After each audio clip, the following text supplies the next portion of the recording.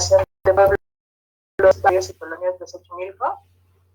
Nos encontramos en esta jornada de reflexión para la acción el día de hoy con la compañera Marlene Rodríguez Satriano, que es una compañera que es abogada por la Universidad Nacional Autónoma de México, también es defensora de los derechos humanos, de pueblos y comunidades originarias de las mujeres, y que ha escrito numerosos artículos sobre derechos de las mujeres, y particularmente en Xochimilco ha podido apoyarnos dando talleres sobre derechos de participación política de pueblos originarios, y nos da mucho gusto tenerla el día de hoy en esta reflexión para acción que hemos estado realizando ya durante varias semanas en la página de la coordinación como organización. Y queremos darle la bienvenida a Marlene Rodríguez Satriano, que nos va a hablar sobre feminicidio y violencia contra las mujeres el día de hoy. Buenas noches, Marlene. Hola, ¿qué tal? Buenas noches, Alondra, y buenas noches a todas las personas que están en contacto el día de hoy. Perfecto, pues nos interesa mucho el tema que vas a abordar y nos gustaría que pudieras iniciar con él en esta situación o en estos momentos que nos parece muy importante. Sí, muchas gracias. Y bueno, un agradecimiento particular a la Coordinación de Pueblos, Barrios Originarios de Xochimilco por la invitación. Algunas personas pues ya nos conocemos, hemos estado asistiendo a alguna de las reuniones en este proceso de lucha, de autonomía, de libre determinación que, bueno, los pueblos ya llevan desde hace pues varios años, ¿no? Entonces, pues me da mucho gusto el día de hoy compartir pues algunas intercambio, diálogo. Sé que a lo mejor no se presta mucho el espacio y tenemos que adaptarnos pues a estas nuevas tecnologías, pero pues en la medida de lo posible pues vamos a buscar un intercambio entre las personas que están escuchándonos y viéndonos el día de hoy. Así que bueno, pues sin mayor preámbulo, pues quisiera comenzar a abordar este tema pues quizás desde conceptos básicos, hablando el feminicidio como un tipo penal, como un delito, y sobre todo el último generar reflexiones en torno a la problemática generalizada en la que no solamente está inmersa pues México, la Ciudad de México, sino más bien pues es una problemática estructural a nivel global. Y bueno, en ese sentido quisiera como dividir esta charla en, digamos, 3-4 temas generales. Primero abordar conceptos básicos, luego hablar un poco de este tema de la violencia contra las mujeres y por qué en los últimos años ha generado un impacto pues muy, muy fuerte, y por qué los movimientos feministas han incursionado y han retomado parte de este planteamiento como parte de las demandas y luchas feministas, ¿no? Quizás esto lo podamos abordar en una última parte, pero bueno, primero a partir de conceptos básicos. Conceptos que quizás a lo mejor no nos quedan muy claros, de por qué existe el feminicidio, cuál es la diferencia entre un feminicidio y un homicidio. Entonces, pues esas son categorías muy, muy importantes para comprender no solamente desde la dimensión jurídica, porque el feminicidio, por supuesto, tiene una implicación pues mucho más social, ¿no? Mucho más estructural, como ya lo habían comentado. Bueno, en ese sentido, vamos a iniciar con conceptos básicos que son, seguramente todas y todos hemos escuchado hablar de género, del patriarcado. No son temas como muy ajenos a nosotros. Seguramente muchas y muchos de nosotros hemos estado escuchando dentro de las demandas feministas el patriarcado, el género, el sexo, pero bueno, son conceptos, digamos, un tanto complejos cuando no hemos abordado el entendimiento desde una perspectiva integral, ¿no? Entonces, hablamos de patriarcado, por supuesto, porque en realidad estamos hablando justo de la base que soporta la violencia contra las mujeres, ¿no? Esto lo voy a explicar un poquito más adelante, pero decimos entonces que el sistema patriarcal es un sistema de dominación del hombre sobre la mujer. Y quizás algunas personas piensen que el patriarcado pues es un concepto que a lo mejor fue inventado o fue creado en los últimos años, ¿no? Bueno, este este sistema tiene tantos años de existencia como años de existencia tiene la humanidad, ¿no? Es un sistema de dominación y este patriarcado toma las diferencias biológicas para fundamentar justo la desigualdad social y esto ya va a trasladarse a un espacio pues más jurídico, ¿no? El patriarcado, hay que decirlo y hay que dejarlo muy claro, no solamente afecta a las mujeres, ¿no? En realidad, hombres y mujeres estamos inmersos en todo este sistema, hay una estructura de poder que lo mantiene y que lo reproduce, incluso desde antes de nuestro nacimiento ya son estructuras que están creadas, ¿no? Nosotros no decidimos a veces que esto ya esté dado, ¿no? Son construcciones sociohistóricas que han estado ahí presentes pues por muchos años, ¿no? Entonces, el sistema patriarcal es toda una organización política, económica, social, ¿no? Que afecta, por supuesto, a la familia. Hay, desde luego, un dominio masculino. Es toda una organización política y hay un espacio de actuación. Y todo esto que yo les comento, ¿en qué resulta? Quizás el problema no tenga mucho que ver con conceptos, ¿no?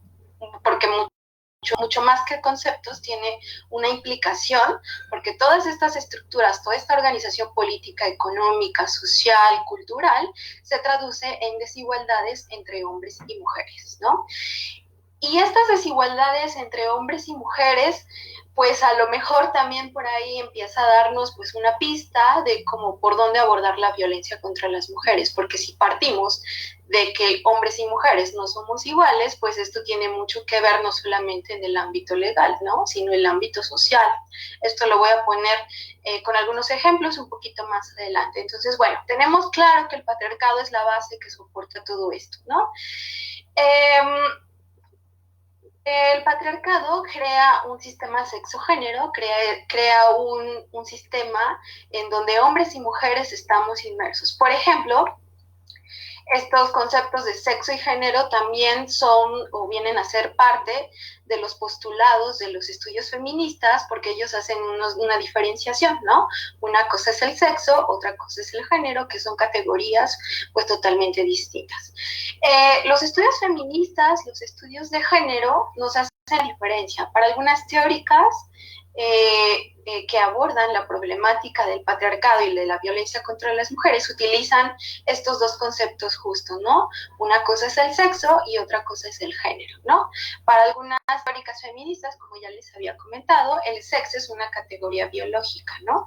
Hombres y mujeres no somos iguales en términos biológicos, ¿no? Ahí pues la cosa creo que no hay mayor dificultad, ¿no? Por supuesto, las mujeres tenemos otra fisionomía, tenemos otro cuerpo.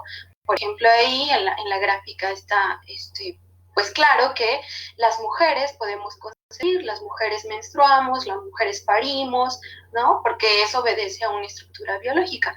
Los hombres, en cambio, no. Los hombres pueden fecundar, pero por supuesto no pueden parir hijos, ¿no? Esta es una diferencia biológica. Aquí cuando nos empezamos a entrar en conflicto es cuando hablamos de género, ¿no?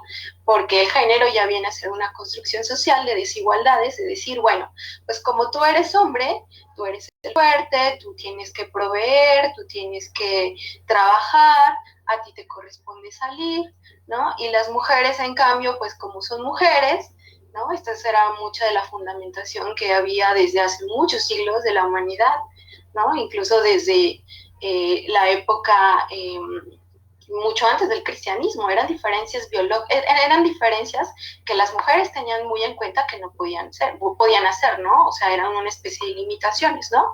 Como tú eres mujer, pues a ti te corresponde el ámbito doméstico, a ti te corresponde el cuidado de los hijos, tú no puedes salir de casa, tú no puedes trabajar, ¿no? Entonces, mucho de las desigualdades se fundamentan justo en decir que como eres mujer, pues no te pertenecen hacer muchas cosas, ¿no? Porque si lo haces, estás transgrediendo este sistema sexo-género que está fundamentado y está basado en el patriarcado, ¿no? De lo que hablábamos inicialmente, ¿no? En ese sentido, pues todas estas cuestiones y estas categorías nos vienen a dar un entendimiento vienen a producir estereotipos y prejuicios, ¿no? Y ahí la cosa todavía se complica mucho más, ¿no? Por ejemplo, los estereotipos se crean a partir de imágenes aceptadas por un grupo o una sociedad, ¿no? El hecho de que a los hombres se les asocie con, pues como eres hombre, pues a ti te toca trabajar, solamente puedes pensar en fútbol, todo el tiempo estás pensando en sexo, o sea, son cosas que pues son creaciones sociales y culturales que han sido una idea aceptada por mucho tiempo, ¿no? Y entonces, pues diversas sociedades han reproducido pues estos discursos hasta que son aceptados y cuando nacemos creemos o nacemos bajo la creencia de que pues esto tiene que ser así, ¿no? Es como una norma social impuesta y nosotros no podemos cambiarla, ¿no? Entonces, todo este tipo de prejuicios y todo esto de lo que les hablo viene a ser el fundamento de toda la problemática que vamos a abordar a lo largo de esta charla, porque pues justo estas diferencias sexuales de género vienen a ser la raíz o el fundamento de las desigualdades en muchas de las violencias, ¿no? Como lo vamos a ver un poquito más adelante. Abordando un poco más esto, para finalizar con esta primera parte que tiene que ver con el concepto y las categorías, estos estereotipos nos dicen que la mujer es débil, que la mujer es madre, que las mujeres tienen que ser pasivas, que las mujeres tienen que ser sensibles, ¿no? Incluso son irracionales, ¿no? Porque estás loca, porque estás en tus días, o sea, son construcciones que en realidad son impuestas, no es que sea así, ¿no? Y en ese sentido al hombre le toca la parte de proveer, eres el racional, eres la autoridad, incluso eres el agresivo, ¿no? Y muchas de estas cosas en realidad, déjenme decirles que son el fundamento de muchos feminicidios hoy día, ¿no? Porque en el momento en que la mujer transgrede todo este sistema sexo-género que ya está estructurado, en ese momento se convierte en una víctima y el hombre o los hombres tienen, digamos, la legitimidad de hacerlo, ¿no? Mujer, pues como saliste, como no te quedaste en tu casa, como rompiste este orden social y cultural, pues este es, digamos, uno de los fundamentos centrales. No estoy exagerando con esto que les digo, porque en realidad desde los estudios criminalistas, sociológicos, ¿no? Muchos de los fundamentos que nos dicen de por qué los hombres matan a las mujeres es justo porque transgredieron estos sistemas, ¿no? Porque no te quedaste en tu casa, porque no estuviste cuidando de tus hijos, ¿no? Porque creamos estas falsas percepciones del amor y de las relaciones afectivas, como no desempeñaste el papel que te correspondía jugar en este campo social, ¿no? Entonces en ese momento te vuelves un objeto y en este momento pues yo puedo, digamos, tomarte como una rehén y puedo violentarte, puedo incluso asesinarte, ¿no? Entonces, pues de ahí la importancia de estudiar estos conceptos y estas categorías que nos vienen a dar mucho sentido y mucha explicación de por qué el feminicidio pues existe y por qué tenemos que tener un abordamiento pues integral, justo lo que les decía al principio. Para ir cerrando un poco esta primera parte, hablamos que, bueno, el sexo, el género y el cuerpo vienen a ser categorías, pues básicamente que van entrelazadas, ¿no? El sexo, el cuerpo, el género vienen a ser el fundamento de todas estas violencias. ¿Por qué? Pues porque como eres mujer, como eres el sexo débil, como yo te estoy manteniendo, como tú no tienes autonomía, como tu cuerpo me pertenece, ¿no? Esta es, digamos, la fundamentación desde la cual los cuerpos valen menos que otros, ¿no? Y eso nos lo dice muchas teóricas, ¿no? Muchas teóricas feministas que han incursionado y han abordado, ¿no? Cuando empezamos a hablar ya de la violencia, Judith Butler, por ejemplo, nos dice que son cuerpos precarios, ¿no? Porque la precariedad es una condición para el control de la violencia. Y como el cuerpo de la mujer es un espacio que le pertenece a los hombres de manera histórica, entonces es lo que les decía hace ratito, en el momento que la mujer transgrede este sistema sexo-género, pues en ese momento se convierte en una víctima y es el fundamento para que pues alguien pueda pues violentar, ¿no? me regreso un poquito a esta parte de las categorías, porque entonces quiero que quede muy claro, o quiero que reflexionemos en torno a que estos son los fundamentos, ¿no? En realidad, ¿no? Más allá de los debates que desde el derecho, que desde las leyes podamos hacer, hay que partir de este entendimiento, ¿no? Porque si no partimos desde un análisis más social, pues nos va a costar un poco más trabajo de comprender qué es el feminicidio. Hablando de la vulnerabilidad de ciertas personas, hablamos de ciertos grupos que por simple condición de color, de cuerpo, de clase social, de orientación sexual, ¿no? Etcétera, vienen a ser los grupos más discriminados en todo el mundo, ¿no? Aquí, por ejemplo, en la Ciudad de México podemos ver, les puse aquí una estadística de quiénes podían ser los grupos más discriminados, los grupos más vulnerables, ¿no? O en condición de mayor vulnerabilidad. En primer lugar están las personas indígenas, ¿no? Bueno, ahí está la lista, las personas gays, las personas de piel morena, las personas pobres, pero nótese que aquí las mujeres ocupan un espacio, digamos que de la lista del 1 al 10, las mujeres vienen a ser uno de los grupos más discriminados y en mayor situación de vulnerabilidad. Bueno, ¿por qué creen ustedes que es así? ¿No? Por todo esto que hemos estado platicando, ¿no? No es casualidad que en esta lista de 10 personas haya mujeres y haya lesbianas, ¿no?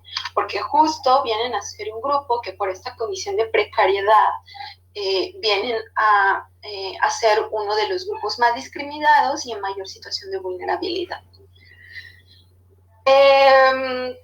Y bueno, eso... Bueno, y ahí, perdóname que te interrumpa, Marlene, ahí donde estás hablando justamente de esta vulnerabilidad, existe también doble vulnerabilidad o doble opresión hacia la mujer, ¿no? Porque también hay mujeres indígenas, ¿no? Hay mujeres de piel morena, etcétera. O sea, toda la lista que tú pones aquí en 10 está pues la parte de género, ¿no? Y en ese sentido, pues hablas de esta opresión por 2 o inclusive hasta por 3, en el caso, por ejemplo, de las mujeres lesbianas también, ¿no?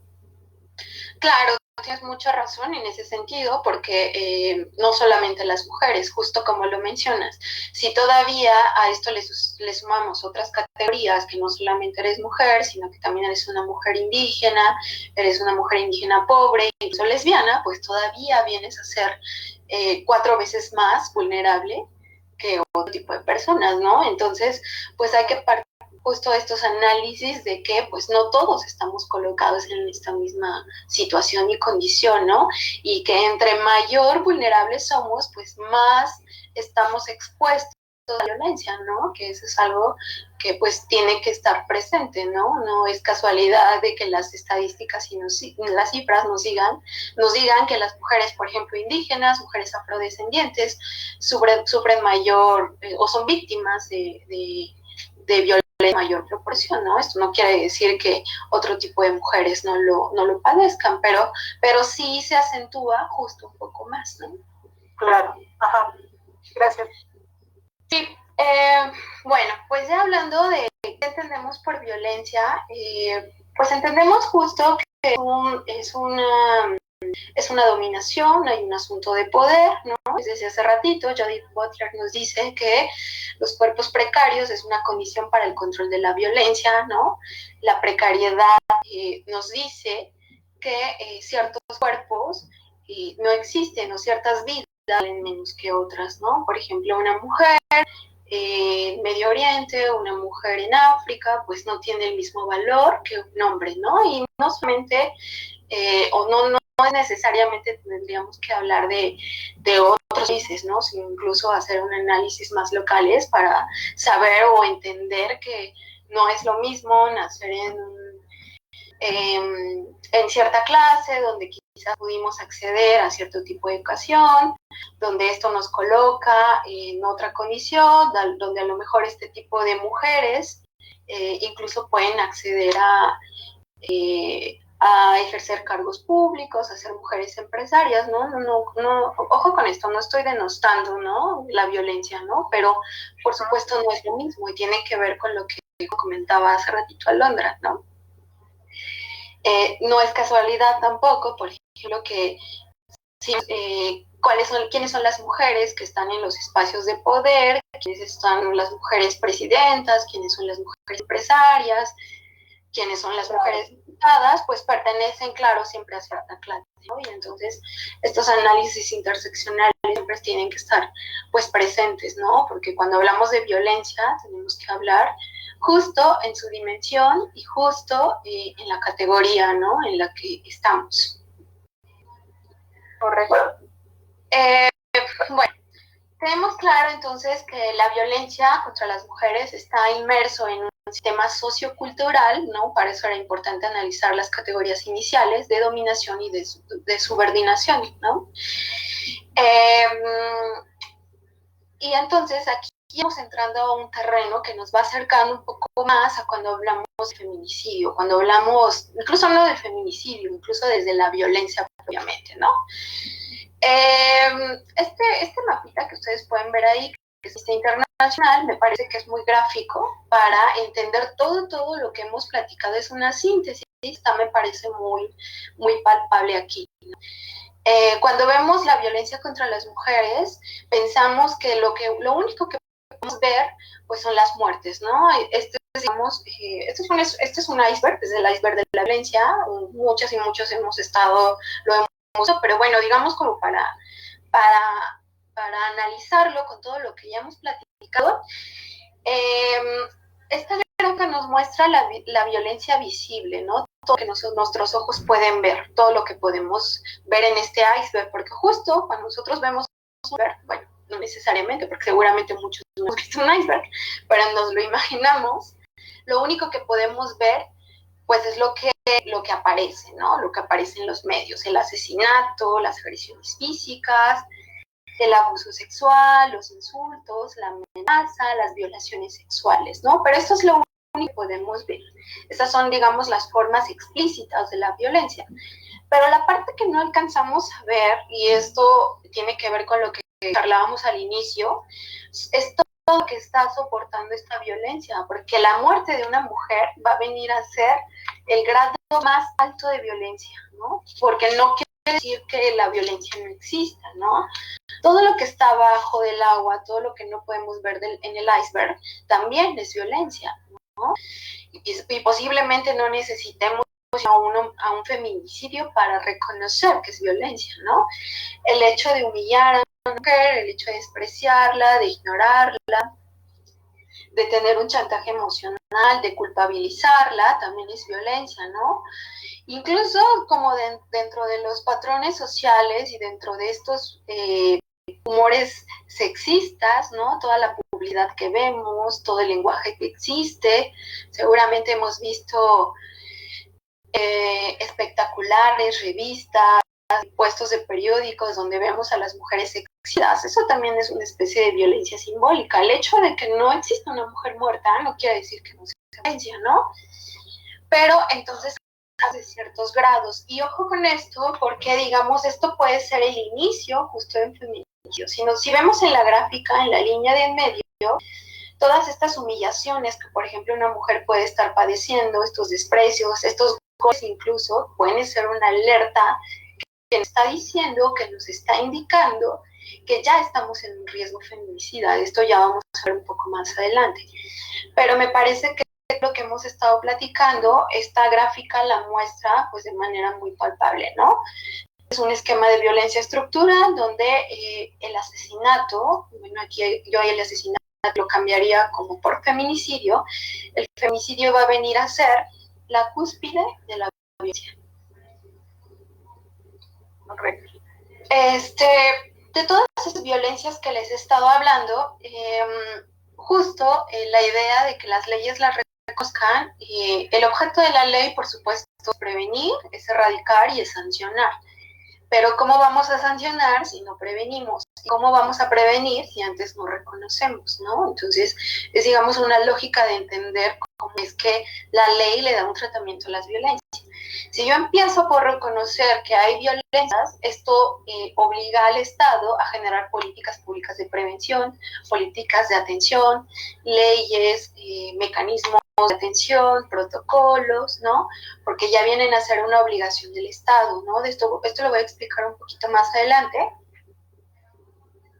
Pero quiero que quede claro que el hecho de hablar de mucho tipo de violencias, el objetivo central es que la ley lo reconozca a fin de que se prevenga, ¿no? Por ejemplo, la ley de acceso de las mujeres a una vida de violencia del Distrito Federal, bueno, esta es una ley que pues, ya existía antes de la reforma que cambió la denominación de Distrito Federal a Ciudad de México, pero muestra que esta ley, que nace justamente en el contexto de lo que les voy a platicar un poquito más adelante, de por qué existen leyes específicas que reconocen y tipifican este tipo de situaciones, reconocer que no hay un solo tipo de violencia, como se los mostraba en la gráfica del iceberg.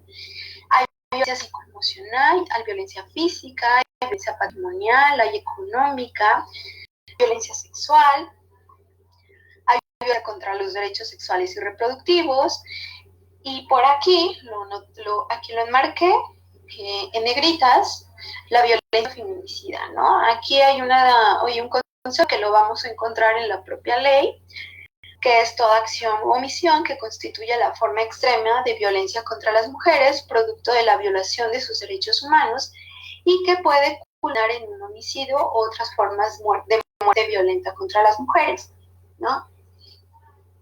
El hecho de reconocer la violencia feminicida es con el objetivo de prevenir y reconocer sobre todo que aquí ya estamos hablando de un riesgo feminicida, ¿no? Porque toda esta violencia que está recibiendo, todos estos golpes, todas estas amenazas pueden recaer o pueden ser la antesala de un feminicidio.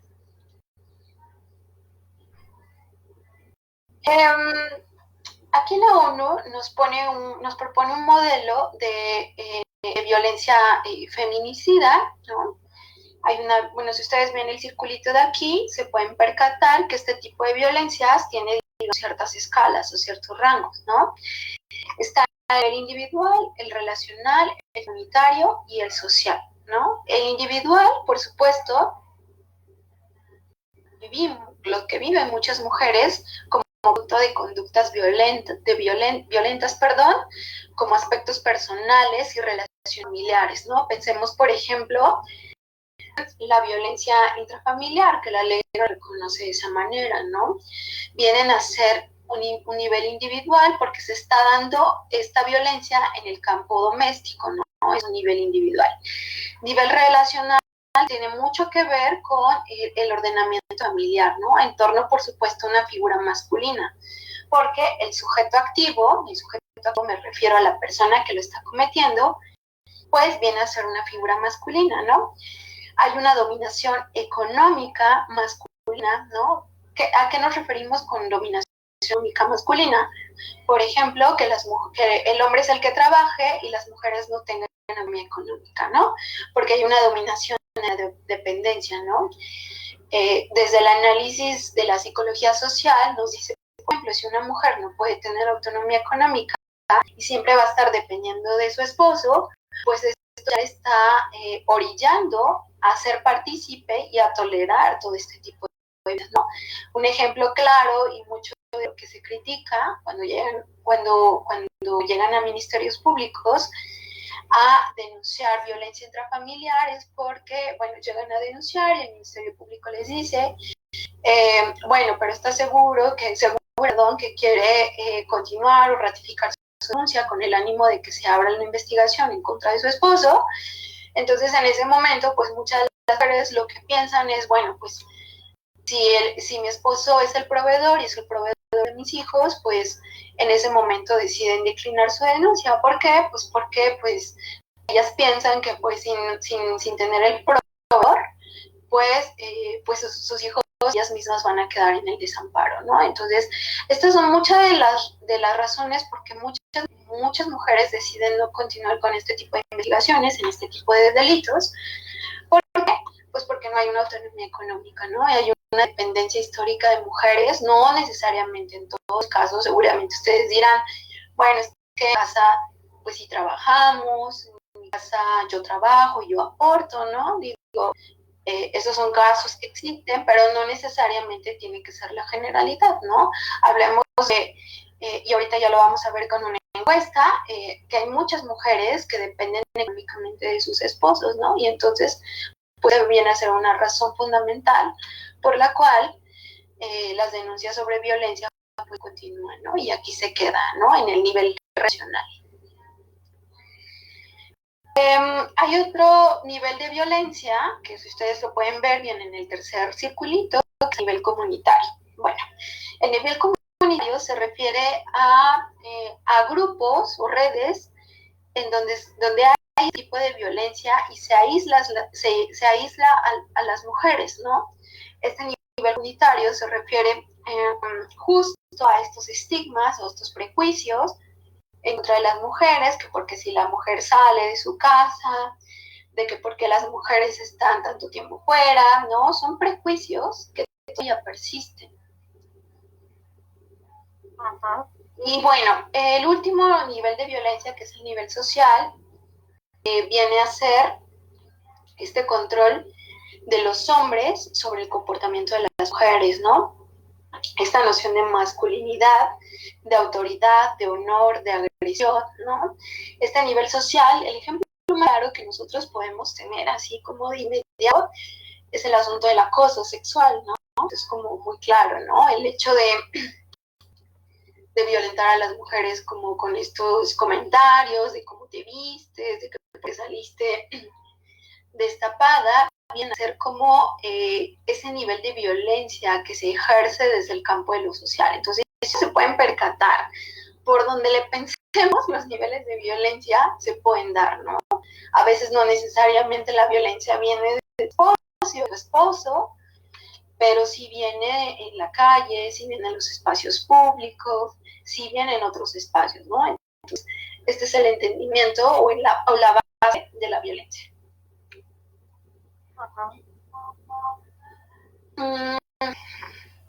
Bueno, la violencia feminicida, de estos riesgos, yo les había comentado hace ratito, hay características recurrentes en la violencia, ¿no? Esto más bien está en el campo de los estudios criminalistas, que nos dan la pauta de ciertas características, ¿no? Por ejemplo, que esta violencia sea recurrente, hay un sometimiento, hay un control, hay una tendencia a incrementarse, ¿no? Y las consecuencias psicológicas que generarse esta violencia, por supuesto, es la baja autoestima, el aislamiento, el miedo, la inseguridad, la depresión, yo ahí agregaría la ansiedad, la vergüenza, la culpa, la codependencia, ¿no? Y entonces tiene que ver mucho con lo que les decía hace ratito, ¿no? A veces, quizás desde mi cuestión nos es muy fácil juzgar a ciertas mujeres que dicen, bueno, pues si te casaste fue porque tú lo decidiste, ¿no? De por qué no lo dejas, si te maltrata, si te golpea, pues porque no lo deja, ¿no? Pero hay que entender que estos fenómenos de violencia tienen una explicación más estructural, ¿no? Porque hay ciertos ciclos de violencia donde las mujeres, incluso bajo consecuencias en las que pueden estar, por ejemplo, en baja autoestima o depresión, pues es justo una razón importantísima por la que no quieran terminar con este ciclo de violencia, ¿no?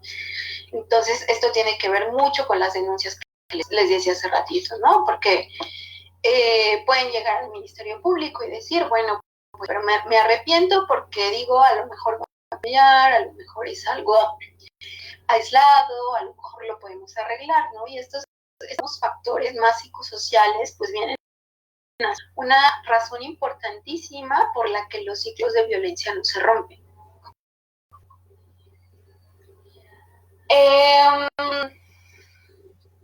De todos estos campos que ya les he dado, ya como para ir cerrando el tema de la violencia, para entrar al concepto de feminicidios antecedentes, pues la violencia se vive, pues se manifiesta de muchas formas, ¿no? Pueden ser a través de mutilaciones genitales, que por supuesto perviven, la trata es otro tipo de violencia, el ciberacoso, la violencia del entorno escolar, el acoso escolar y por supuesto el feminicidio, ¿no? Que viene a entrar como una de las modalidades de la violencia feminicida.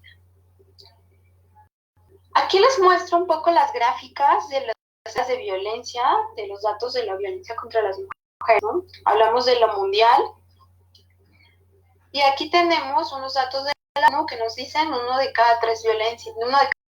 tres mujeres en el mundo ha sufrido violencia física o sexual por su pareja, ¿no? Entonces damos cuenta que el 33% de la violencia contra las mujeres deviene de su propia pareja, ¿no? Entonces, ojo con el dato, porque pues por ahí nos puede dar una puerta o donde podemos empezar a debatir, ¿no? La mitad de los casos de mujeres asesinadas en 2012, el autor de la agresión fue un familiar o un compañero sentimental, frente a menos del 6% de hombres asesinados en ese mismo año, ¿no?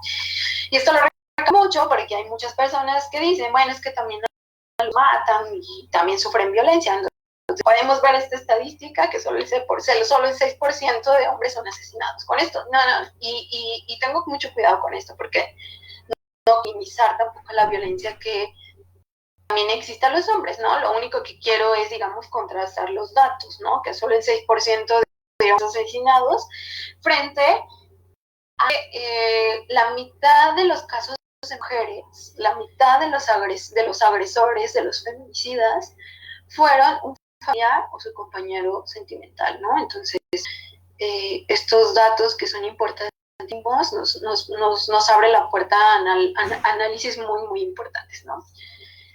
Bueno, esos son los mundiales. En cuanto a México, 63 de cada 100 mujeres de 15 años más declaró haber padecido algún incidente de violencia, ¿no? El homicidio es la causa de muerte en jóvenes entre 15 y 29 años, y de 2013 a 2015 fueron asesinadas 7 mujeres diariamente. Bueno, hay una encuesta que nada más lo comento así rapidísimo, que se levanta cada año por parte del INEGI, que es la ENDIRE, la Encuesta Nacional sobre la Dinámica de Relaciones de los Hogares, ¿no? Esta encuesta nos dice que el 63% de mujeres han enfrentado al menos un incidente de violencia, ¿no? Y el 3.9% de las mujeres han sido violencia por parte de su actual última pareja, por su esposo, por su novio, a lo largo de la relación. O sea, estamos hablando de más o menos, datos menos, la violencia viene por parte de la persona que tú consideras que es tu compañero en una relación afectiva, ¿no? Entonces, ojo con esos datos. Bueno, hablando de lo que es el feminicidio, y bueno, no sé si Alondra quieras comentar algo antes de pasar como a la parte del feminicidio con que estábamos platicando, ¿no? Como ir incluso a lo mejor cerrando esa parte. Sí, me parece importante todo lo que estás planteando, porque luego efectivamente hay confusiones acerca, pues, de dónde viene toda esta violencia, cómo se da, e inclusive esta pregunta que hay mucho, Marlene, en redes sociales a veces, en donde dicen es para todos, ¿no? Hay más hombres muertos. Este es uno de los argumentos como que usan mucho para tratar de denostar justamente la violencia que existe en contra de la mujer, ¿no? Las explicaciones que hemos intentado dar en ese sentido van en la explicación de decir sí, pero la cuestión es que no son de género, ¿no? La violencia es muy grande. Los asesinatos o violencia en contra de él es de otro tipo. Y en ese sentido me parece muy grande esta forma en la que tú planteas los distintos de violencia, que además también suma esto que tú decías de la doble opresión, no solamente en términos de sino también en estos términos de la violencia que ejerce sobre ellas, ¿no? Y me parece muy importante dos temas que abordas que son, igual no sé si los vayas a abordar, el tema de feminicidio, bueno, de la otra parte, pero que quisiera como irte planteando desde ahora, sobre el tema de la violencia de la mujer, ¿no? Creo que decías esto de muy importante, y hay autoras también que plantean que el cuerpo de la mujer es visto como un territorio, ¿no? Y en tanto es visto como un territorio, de ahí que sea una situación como de conquista, de decir, es parte de mi ganancia, ¿no? Y en ese sentido es la forma que también se expresa pues la violencia la mujer, ¿no? Que también existe esta violencia individual que tú estás planteando, que también es muy importante, ¿no? Que es la que se ejerce de parte de la pareja, ¿no? La individual, la de incluso los feminicidios de manera conyugal, etcétera, o de novia, etcétera, que también tienen que ver. Eso es una cosa. También estas mismas se plantean que el tema de la palabra, la terminología jurídica de feminicidio no tendría que aplicarse como para todos los casos, ¿sabes? Entonces me parecería muy importante que pudieras dar esos elementos que ya has planteado claramente algunos, y los otros que si los vas a otra parte, pues los escuchamos por supuesto, y ya después cuando termines también, que hay varias preguntillas por ahí, comentarios de nuestros visitantes de hoy en la coordinación. Sí, gracias, Alondra. Justo todo lo de la primera parte, que aquí hago como un corte, digamos, como antecedentes o conceptos básicos que nos van a dar el entendimiento de por qué hay un feminicidio, ¿no? O cuáles son esta relación que tiene la violencia, el cuerpo, el sexo, el género, la violencia doméstica y formas de feminicidio, ¿no? Entonces, voy a tratar de ir desarrollando cada uno de ellos y voy a partir de lo que comentaste inicialmente, ¿no? ¿Cuál es este nexo entre violencia y sexualidad, ¿no? Porque efectivamente hay muchas teóricas que pues nos dicen justo que las mujeres es visto como un territorio, y como es un territorio que hay que colonizar, que hay que conquistar, que hay que apoderarse, que hay que dominar, ¿no? Y este es el marco contextual de entendimiento del feminismo.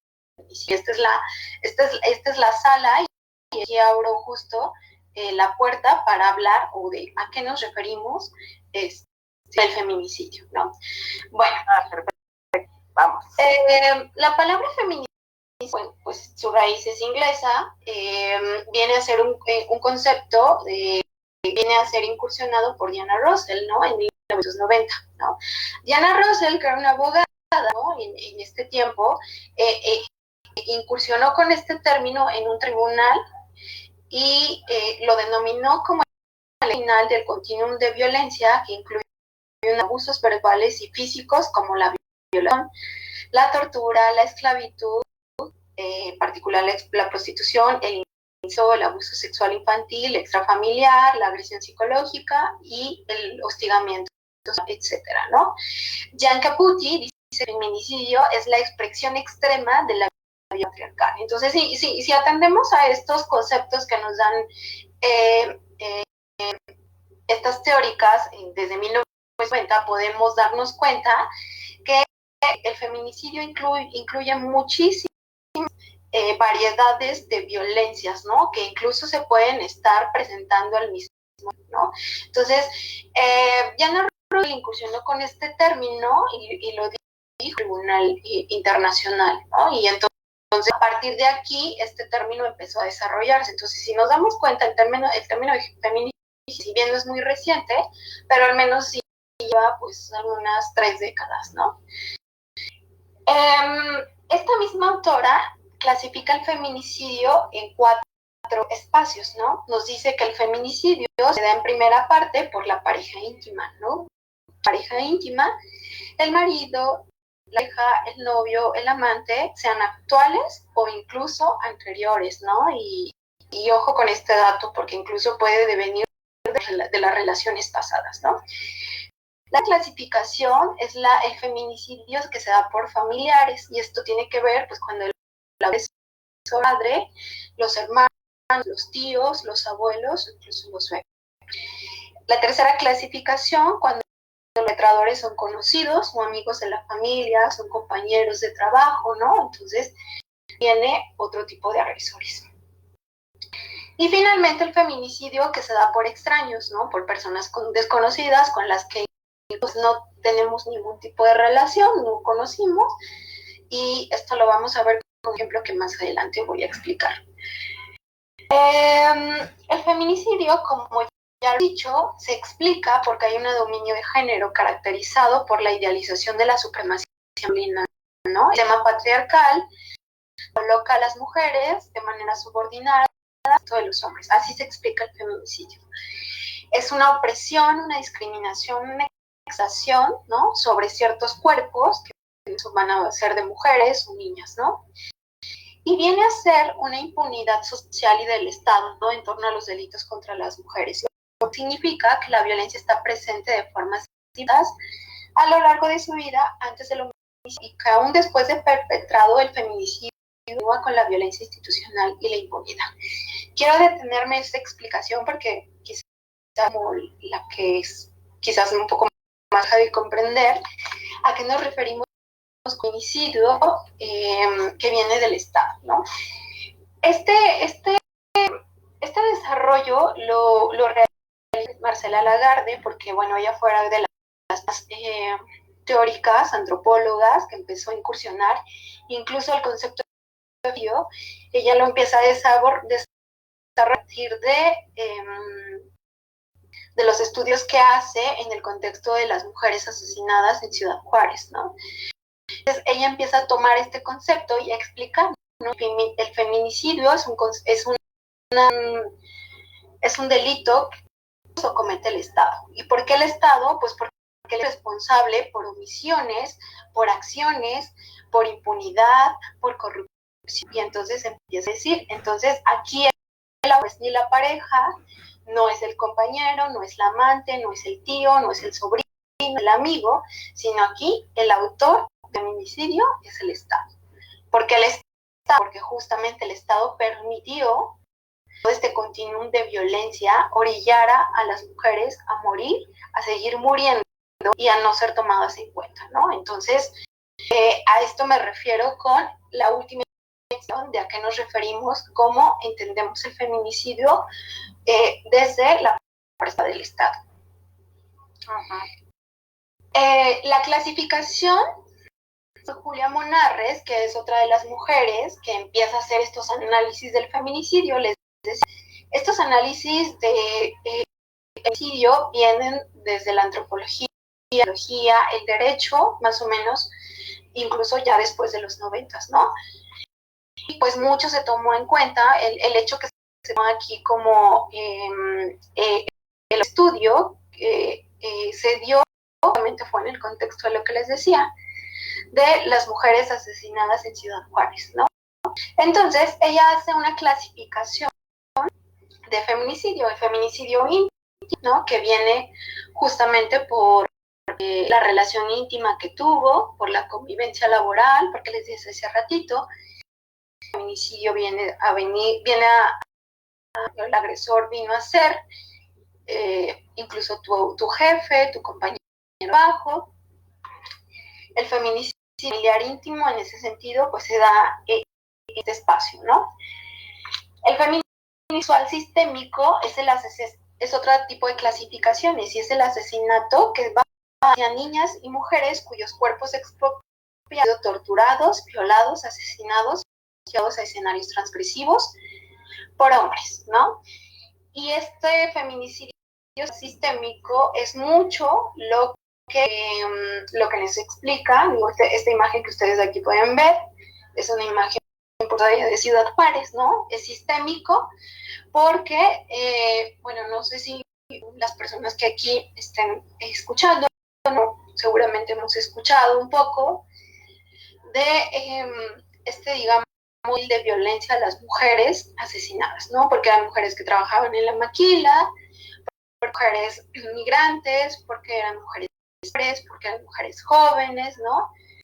Entonces empezaron a cometer este tipo de actos hacia mujeres de manera sistemática, ¿no? Ya había como un patrón y en realidad era como ya este tipo de patrones era reproducido y entonces mataban a una mujer y luego aparecía otra y otra y otra y otra y entonces esta reproducción de residuos nos habla justamente de este tipo de clasificaciones, ¿no? Que se da de manera sistémica, ¿no? En Ciudad Juárez es como el emblemático para este caso. Sí, perdón, ¿Alondra? No, adelante, perdón. Ok, y bueno, finalmente el feminismo por ocupaciones estigmatizadas. Las mujeres, por ejemplo, que trabajan, que se desempeñan como trabajadoras, como meseras, como bailarinas, ¿no? Entonces, ya viene justo por la ocupación, ¿no? Entonces, pues como eres trabajadora sexual, tu cuerpo no importa y como tu cuerpo no vale, yo te puedo asesinar, ¿no? O por ejemplo, una mesera y si estás prestando cierto servicio, entonces esto lo tomo como un patrón social, como para yo hacer, ¿no? Entonces, otro tipo de clasificaciones. Entonces, ya como para hacer esta idea de clasificaciones, pues entendemos que la violencia se da en la articulación de 3 procesos, ¿no? Que tienen que ver con la depauperación de las condiciones de vida, la transformación del ejercicio de la sexualidad femenina derivado del de la capacidad de decisión de las mujeres, ¿no? Y es como con lo que le decía a Tito, ¿no? Si tu mujer saliste de tu casa y ya tienes que decidir sobre tu cuerpo y sobre tu vida, ¿no? Entonces viene a ser el entendimiento social y cultural por el cual se puede asesinar a una mujer. No sé si recordarán algunos de ustedes que allá hace como unos 4 años, allá en el Centro Comercial de Reforma 222, no sé si se acuerdan de ese caso, de que el feminicida llegó, buscó a su esposa, entonces le disparó y ¿no? Y le dejó una nota diciendo que lo había ganado por puta, ¿no? Entonces, este tipo de cosas o este tipo de mensajes son justamente los elementos que nos vienen a decir que fue, por supuesto, un homicidio a una mujer, que lejos de ser un homicidio, se cometió por una razón. Y espero que con este ejemplo nos vaya quedando un poquito más claro de por qué las mujeres que creen en este sistema sexogénero, de que tienes que quedar en tu casa, de que tienes que cuidar a tus hijos, de que no trabajar, de que no puedes tener amigos, viene a ser el fundamento de las violencias, ¿no? Entonces, viene a ser el contexto social de los feminicidios que se dan en muchos lugares de nuestro país, incluso del mundo. Otro elemento es el desplazamiento de la centralidad del hombre como referente de la estabilidad económica y emocional, ¿no? El hecho de que un hombre se siente desplazado porque su esposa tiene un mejor trabajo, porque tiene mejor salario, lo hace en condición subordinada respecto de la mujer, es decir, el hombre ya no está arriba, la que está arriba es la mujer. Entonces, se pensar a muchos de los feminicidios, como está transgrediendo estas normas, esa es una razón importantísima, y lo pongo entrecomillado, pues, ¿no? Entonces, estos ejemplos que les digo, déjenme decirles que no son inventados, ¿no? O sea, parten de la realidad por las razones por las que llegaron a cometer este tipo de feminicidios, justamente, pues porque tenían muchos amigos, porque salieron a trabajar, porque ganaban más que ellos, porque se sentían desplazados, porque entonces ya el referente económico, porque a sus hijos, ¿no? Y tomando en cuenta lo que las estadísticas nos dicen, ¿no? La violencia, o el 50% de la violencia viene de las parejas. Exacto. La violencia y el feminicidio vienen a ser el resultado de una masculinidad trastocada por la constante consolidación del trabajo de las mujeres sobre sí mismas, lo cual les permite convertirse en sujetos. En el momento que una mujer ya es persona, sale a trabajar, tiene un salario de su esposo, en ese momento la masculinidad se ve trastocada y entonces esta es otra de las razones por las cuales una mujer, ¿no? Y no son exageraciones, créanme que no son exageraciones. No menos aislado, sí, perdón.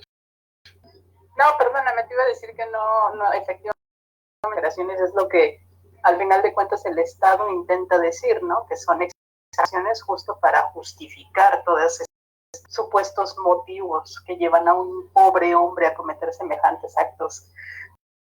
Es la manera de justificar de un Estado que sea la mujer como un objeto, al final de cuentas, ¿no? Sí, exactamente. Entonces, retomando lo que comentas, por supuesto, no son menos aislados, no son criminales, porque no sé si muchos, al menos en los 90s, como para tratar de ocultar feminicidio, para que no se hablara del feminicidio, las líneas de investigación por parte de las procuradurías es que son crímenes pasionales. Y como son crímenes pasionales, era un asunto de pareja, que es decir, un crimen pasional, algo de pareja, es ocultar, imitar, denostar y ocultar que la violencia y decirle incluso a las parejas, a los hombres, pues está justificado tu actuar, ¿no? ¿Por qué? Pues porque era tu pareja, porque si estabas celoso, pues tenías una razón importante, porque a lo mejor te engañó, porque a lo mejor andaba con otro hombre, pues es una razón importante por la que te asesinó. Entonces, listo por esta parte, no son, es lo que les estoy diciendo. Las procuradurías, en muchas carpetas de investigación, en muchos procesos jurisdiccionales, hay argumentos ¿no? Donde los jueces, los ministerios absolvían a los agresores, dice que era un asunto pasional, que es un asunto de pareja, ya se lo ganó, que le fue infiel, que descuidó a los hijos. Entonces se trataba de revisar el fenómeno que ya era global, y se decía que eran aislados, ¿no? Que eran aislados, que ahorita me viene a la mente lo que el presidente ayer dijo, que la familia es fraterna y que no se lo de las violencias contra las mujeres en esta etapa de pandemia, ¿no? Entonces, pensémoslo y a este espacio donde, por supuesto, si tomamos como ya que la mayor violencia viene por parte de su pareja, al menos el 70%, si no la mayoría.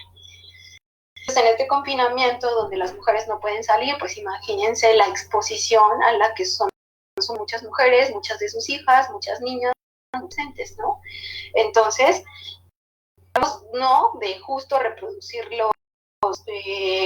estos criterios de que es un fenómeno aislado, de que solamente pasa, de que es atípico, de que solamente en ciertas familias se da, ¿no?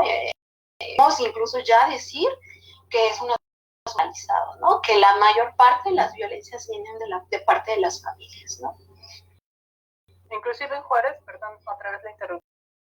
Esta primera se manejaba, no sé si recuerdas, Marlene, cuando recién iniciaba el problema de Ciudad Juárez, era que había un loco, ¿no? Un asesino serial, asesinando mujeres, y o sea, era un rollo, ¿no? Que se ha dado para justamente justificar cómo los ministerios públicos y efectivamente la autoridad están haciendo su trabajo y tratando de justificar la situación que se está viviendo en Juárez para las mujeres mediante una cosa como un loco que está por ahí suelto y bueno, pues agarrándolo se soluciona.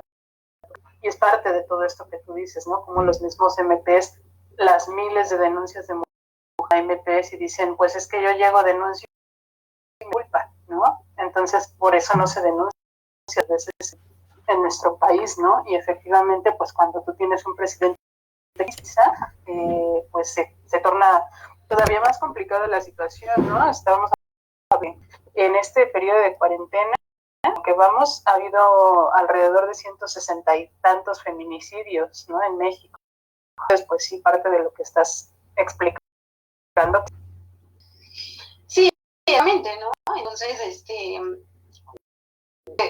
estos argumentos, por supuesto, la vida hoy día, ¿no? Porque hay que partir del entendimiento de que es un asunto estructural generalizado la violencia contra las mujeres, ¿no? Y no solo se dé, tengamos un caso aquí en la Ciudad de México y otro por ahí en Jalisco y otras allá en Chihuahua, ¿no? En realidad, en todas las partes del mundo, sin excepción, en todos los casos de la violencia de género, la violencia contra las mujeres persiste y existe, y bueno, parte de este entendimiento.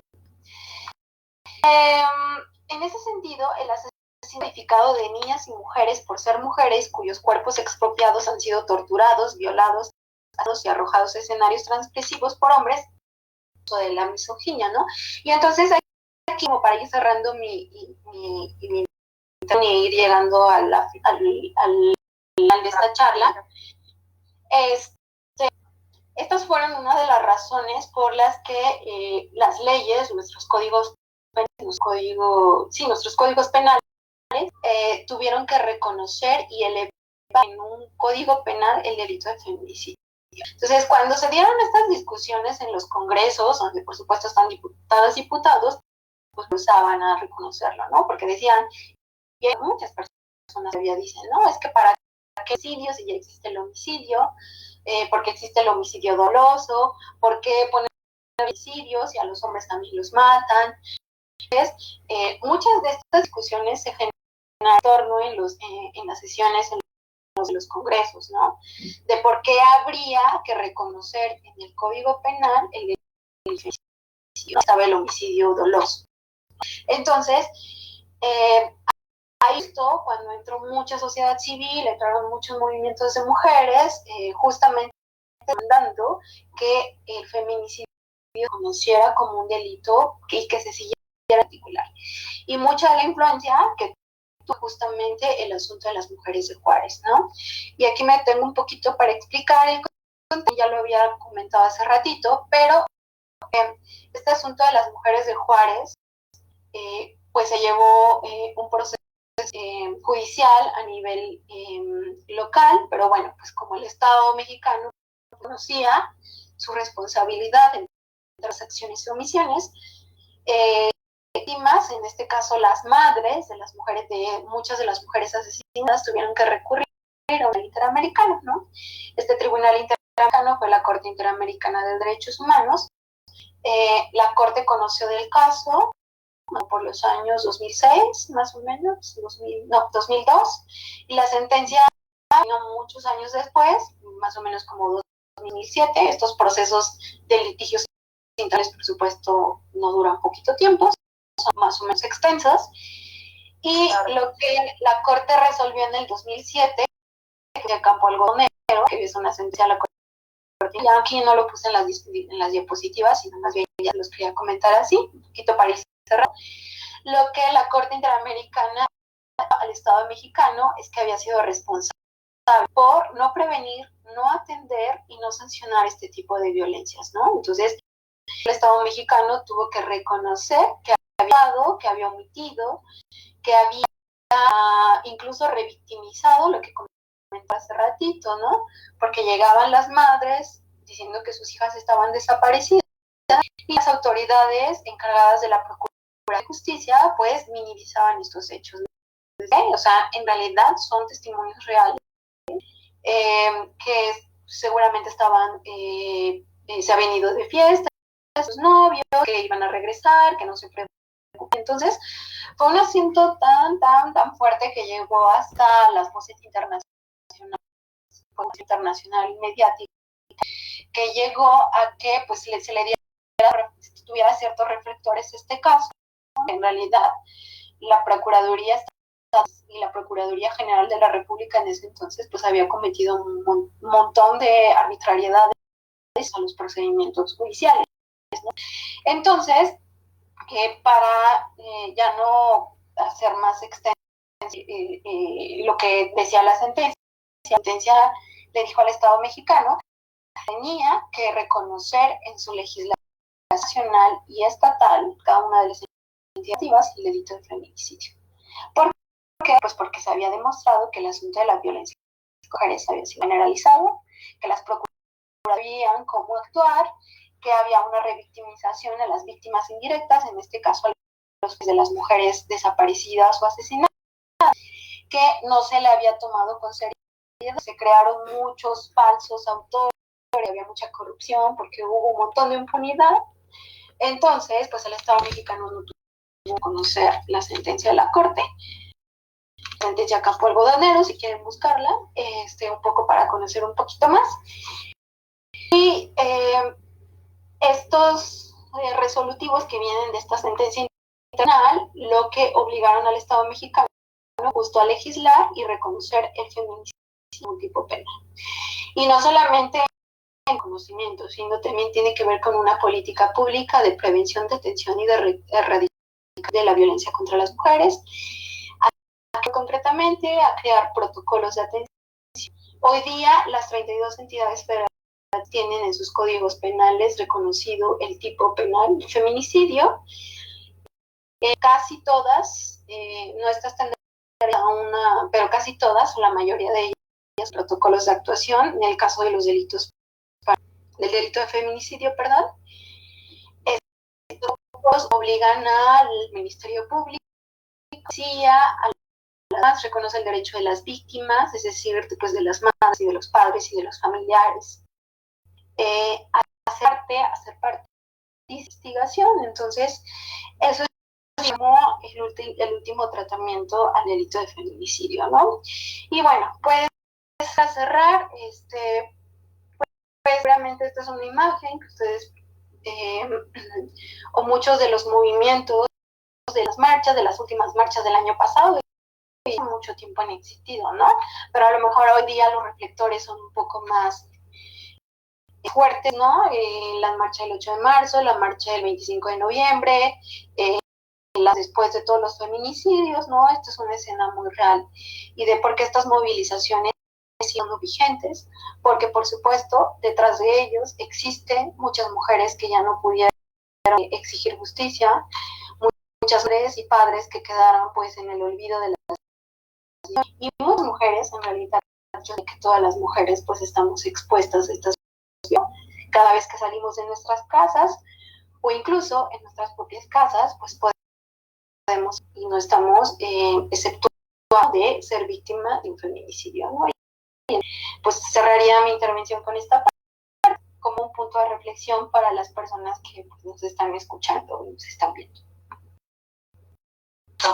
Pues te esta exposición tan... Hay varios comentarios en el live de usuarios que han estado interactuando con lo que has comentando y algunas preguntas. Me voy a centrar particularmente en las preguntas para que las puedas como contestar así rápido. Hay algunas que de hecho ya estuviste contestando a lo largo, más te las voy a comentar, ¿vale? Montúfar, ¿pueden mencionar de la diferencia entre feminicidio y homicidio? Porque se igual en violencia. No sé si quieres irle como contestando y las leo todas. ¿Cómo cuántas son más o menos? Unas 5 o menos 6. Entonces, sí me da tiempo contestar. Sí, quieres verlas contestando y diciendo. Ok, bueno, las diferencias entre feminicidio y homicidio vienen justamente las razones de género, ¿no? Eso es algo que bueno que lo dice, porque la diferenciación entre el delito de feminicidio, ¿no? El delito de feminicidio se comete justamente por razones de género, ¿no? ¿Y cuáles son estas razones de género? Van a ser las causales por las cuales se asesinó a una mujer. Por ejemplo, aquí en la Ciudad de México, el artículo 140, me parece, del Código Penal para el Distrito Federal, todavía se llama así, dice que el feminicidio se comete cuando la víctima, cuando el sujeto activo es un hombre, cuando el sujeto pasivo es una mujer, pero establece cierto tipo de condicionantes o causales en las que yo puedo acreditar. Una de ellas es que la mujer esté expuesto en la vía pública. Entonces, si hay una mujer que fue arrojado, ¿no? Que esto es mucho de los escenarios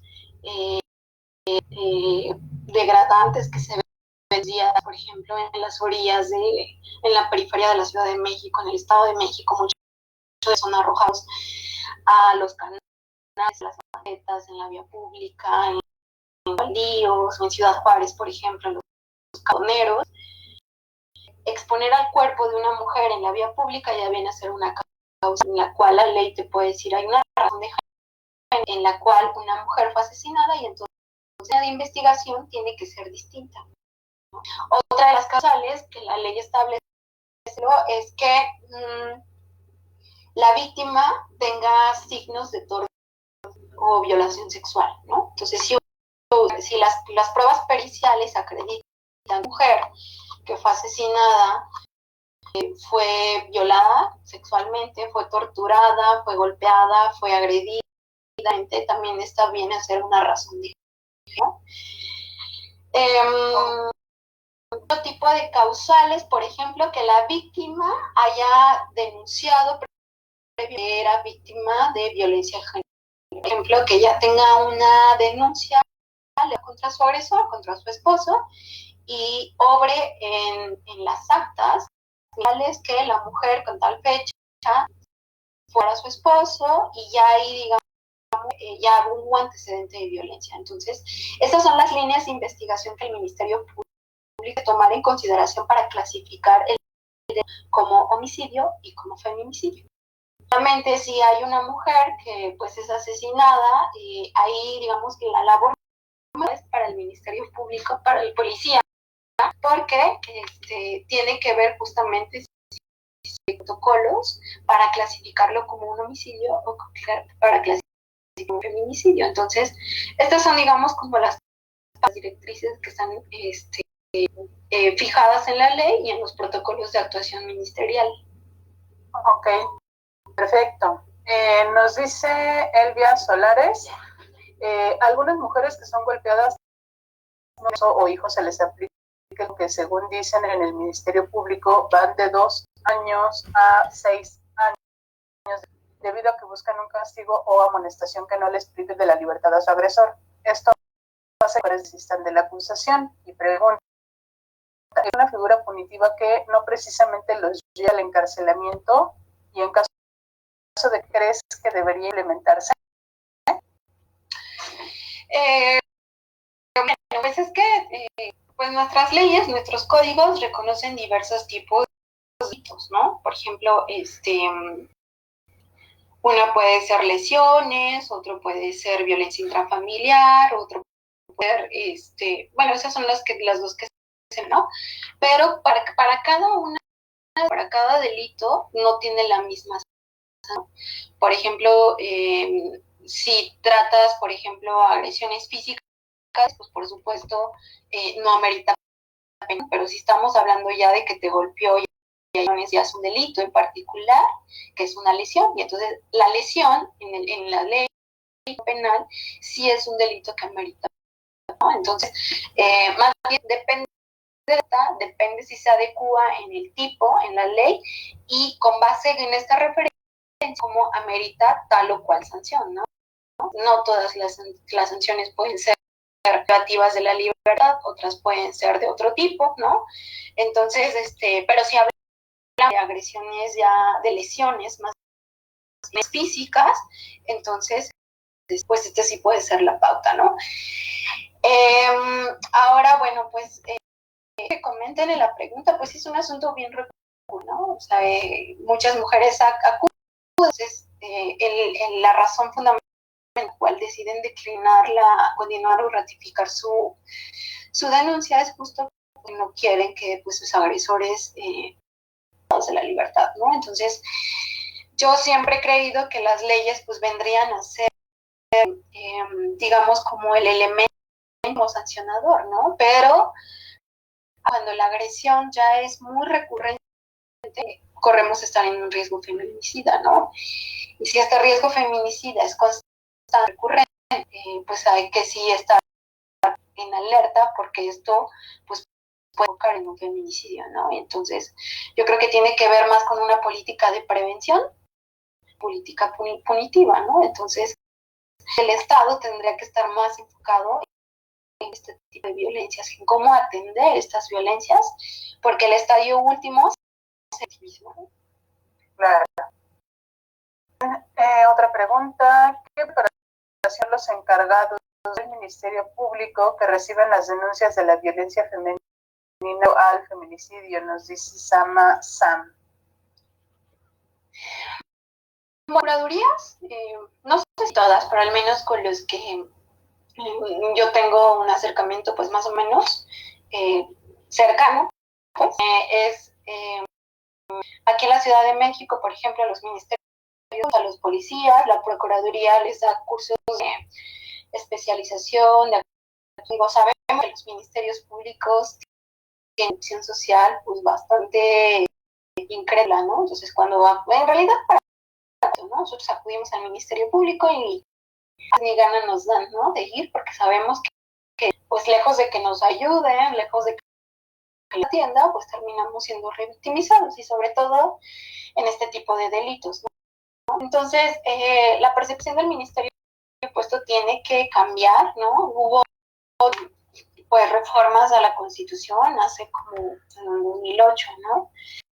Y esto obligó a muchos de los ministerios públicos obliga a actualizarse y mucho tiene que ver con el campo algodonero que les comentaba hace ratito. El campo algodonero obligó al Estado, desde sus instituciones, capacitar a su personal ministerial para atender con la debida diligencia a las mujeres víctimas de violencia, ¿no? De todo tipo de violencia, incluso la violencia feminicida.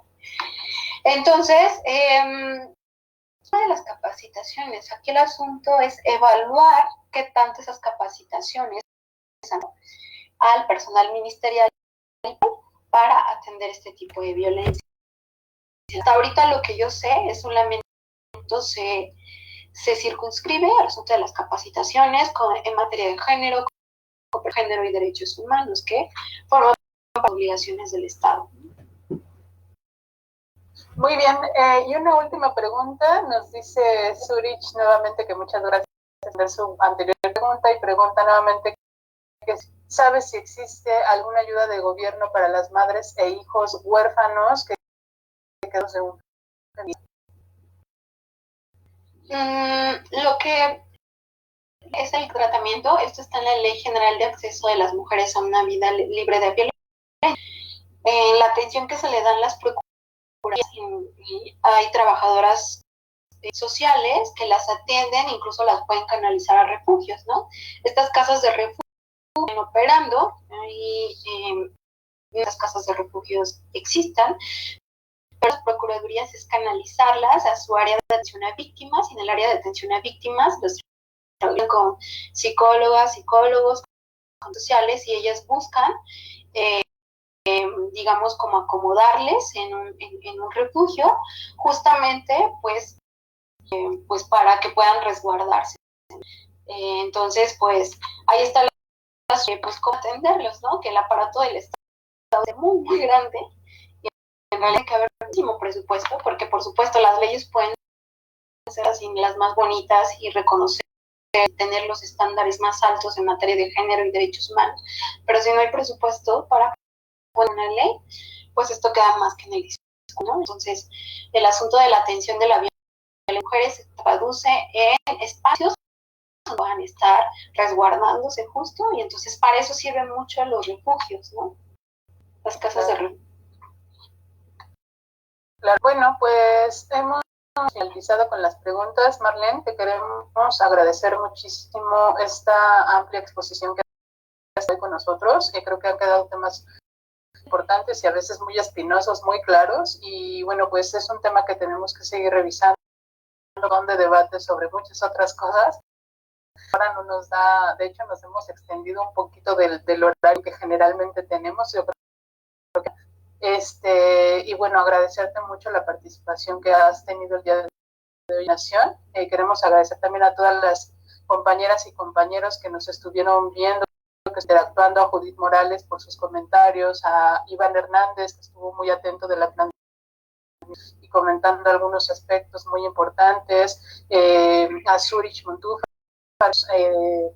puso sobre la mesa estas presentes, a Elvia, ¿no? Que también estuvo atenta, Elvia Solares, Sama, en fin, estuvieron interactuando, los que no preguntaron, pero también escucharon. Queremos agradecerles mucho, agradecer también a Marlene y decirles que el día de mañana vamos a estar con Mujeres de la Periferia. Van a ser 3 compañeras que nos van a hablar de varios con nosotros. Daniela, que es de Milpa Alta, un poco sobre el campo, ahora con la situación que estamos viviendo de COVID-19. Vamos a tener a otra compañera que es de Tláhuac, que es una situación que ella personalmente tiene como madre, que sale a trabajar, que tiene que ayudar a su hijo, etc. Van a estar también compañeras de EVA, que hablarán del acompañamiento digital que hacen a mujeres que sufren violencia, que también es muy importante antes de COVID-19, que es justamente que comentábamos por ahí en alguna de la charla del día de hoy, Marlene, de la violencia que están sufriendo muchas mujeres por este encierro. Entonces, agradecemos mucho la participación, agradecemos mucho a todos nuestros compañeros. Para despedirte de todos nuestros estudiantes el día de hoy. Muchísimas gracias, Alondra, por acompañarme y sobre todo por la invitación a esta charla y para las personas que estuvieron atentas y presentes, ¿no? Entonces, que los agradecimientos y a todas las personas. Amigos de la coordinación, los invitamos mañana en punto. Hasta luego.